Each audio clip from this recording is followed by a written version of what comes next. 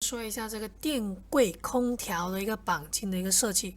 电柜空调的话呢，是我们什么设备用的话呢？一般是我们的一个就是工厂里面的那种，就是它发热量比较大的那种因为我之前去过那个丰田还是什么那个厂啊，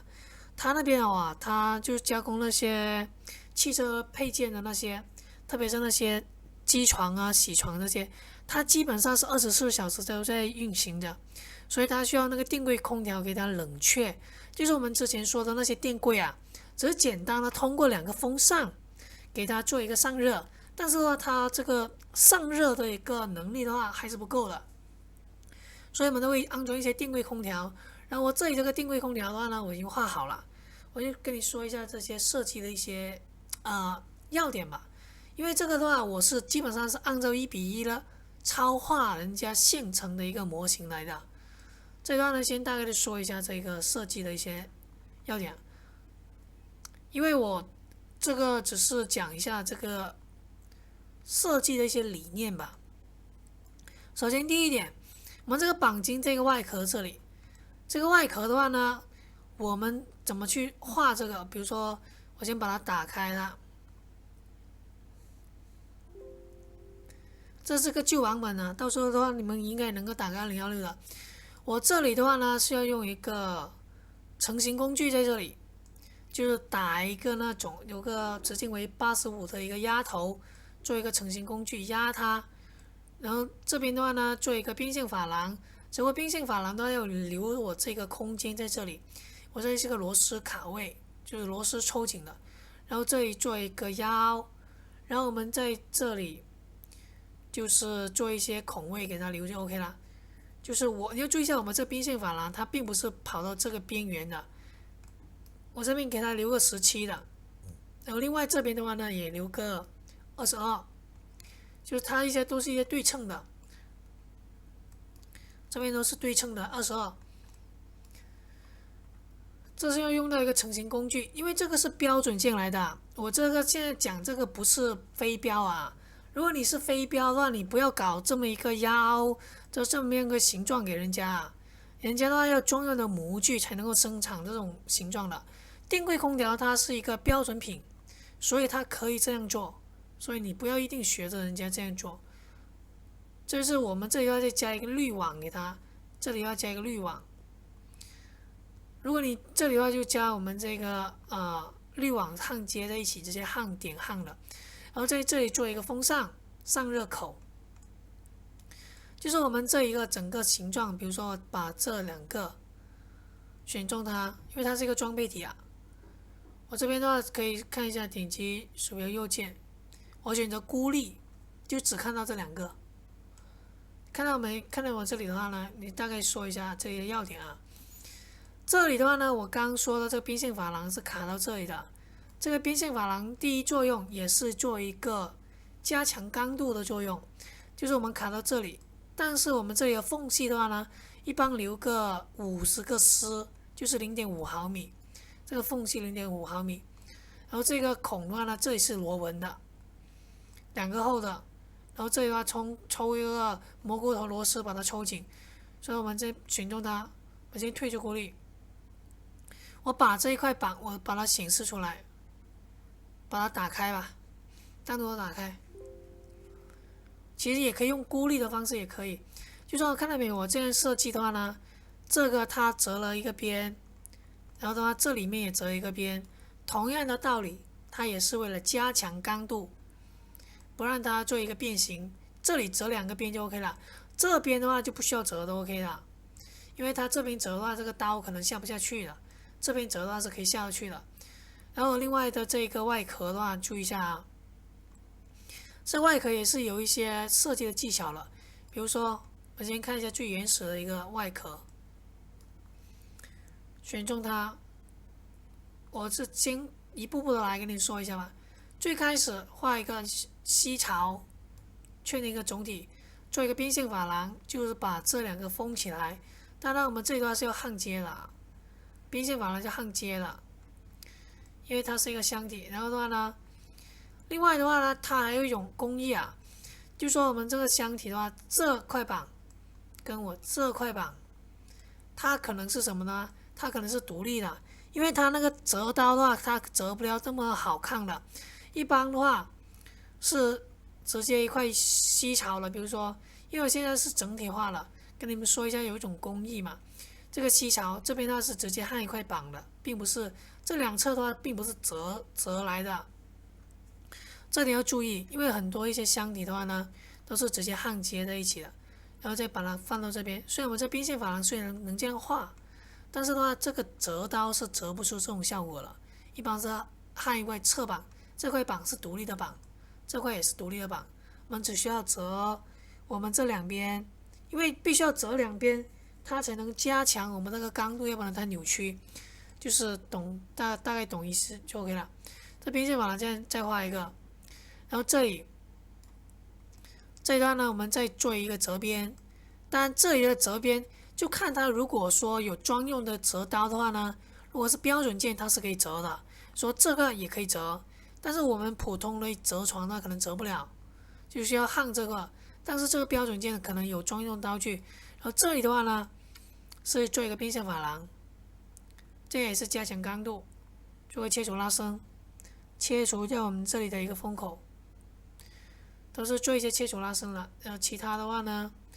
做一些边线珐琅的话呢，也是这一部分，也是做一些加强作用，加强刚度。这边看你这个厚度吧，如果这个厚度比较薄的话，可以窄一点；厚度比较厚的话呢，就把它折，大概是10毫米也可以折的。看你那个刀具，或者我们做一些预处理是可以折的。但是我们做飞镖一般是把这个折边稍微搞宽一点，是为什么呢？是方便它折不变形不裂开，太窄的话它容易裂开的。像这些全部都是一些边线珐琅，说这个面跟这个面它有一些缝隙，缝隙是后期是为了做一个焊接的，做一个整体。然后这就是一个电柜空调的一个主体的一个设计。我们再看一下其他的一些细节，就是要注意一下我这一个跟这一块前端绑进风板跟这一块这个风板。然后另外的话呢，这里有一个凸起来这一块的话呢，它其实是焊接的，这一段是通过点焊接这些，它是做一个支撑边的。然后我们再把整个视图给你们看一下。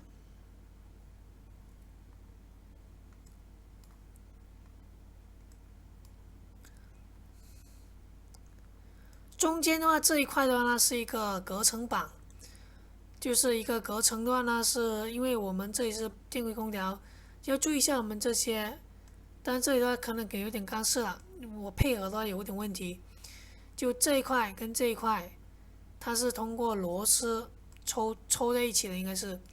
看到没有？我这里有这种两头螺栓啊，前后风板两头螺栓。说这个它是一个外六角，然后这里是个螺纹的，然后这边的话呢也是一个螺纹的。说这个拧进去，然后这边的话呢再上一个螺母，也可以做一个抽紧。然后这就是一种连接的一种工艺吧，中间做一个隔层。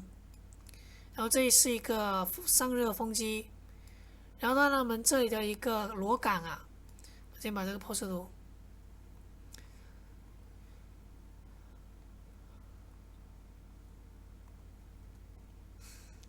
我们这里是螺杆来的，这个就是这个外六角穿过我们这边直接是抽。当然我这里是一个螺纹，这里抽螺丝，这个抽这个就是固定我们这个风机的。大概看一下内部结构就可以了。然后我们这一段就再做一个风板，这个风板这里有2个风机来的，一个的话呢就是一个进风口，这边大概跟你说一下这一个。如果说没见过电柜空调的话，可能就不太理解。这里是一个进风口，这一个是做一个出风口，这边。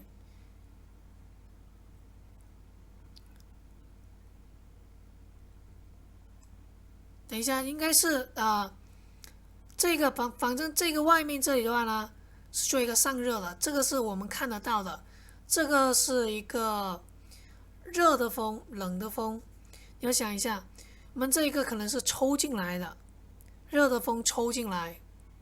做一个冷却，冷却就好像是从这里，应该刚刚说的话应该是说反了，因为这个模型的话也是我2年前画的这个模型，这里反正这个是外面散热的，然后这个的话呢是直接连接我们这个电柜的，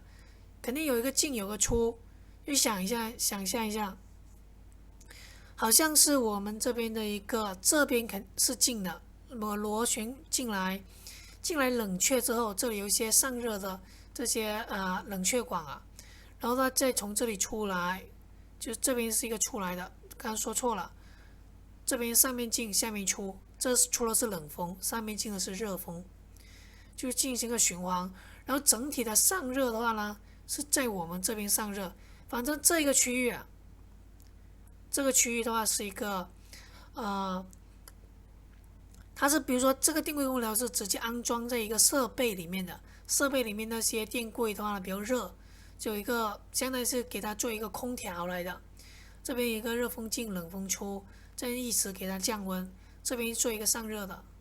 大概这样子。主要是注意一下我们关于我们这里这个结构的设定，这里焊接这些绑的一些连接，但我们后面这些都是这种方式的，你们可以借鉴一下。其实我们很多一个电箱的封板的话，也可以用这种方式啊。比如说这个，你看一下我们这里有缝隙的，这里通过折边，这里也折边，然后我们这里就留它一个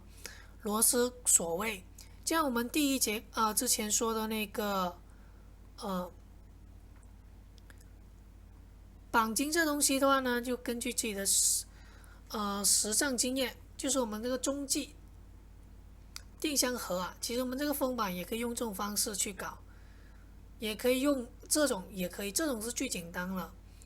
那另外一种的话，也可以用我现在说这个电柜空调，因为电柜空调它是一个标准品来的，也可以用这种方式。至于好不好看的话呢，就看你个人的理解吧。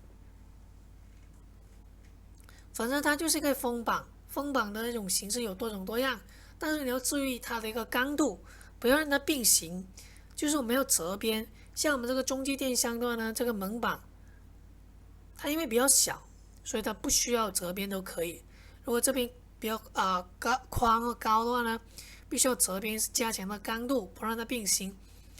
然后这节课就先讲解到这里，谢谢观看。以上视频教程由吴居奇讲解。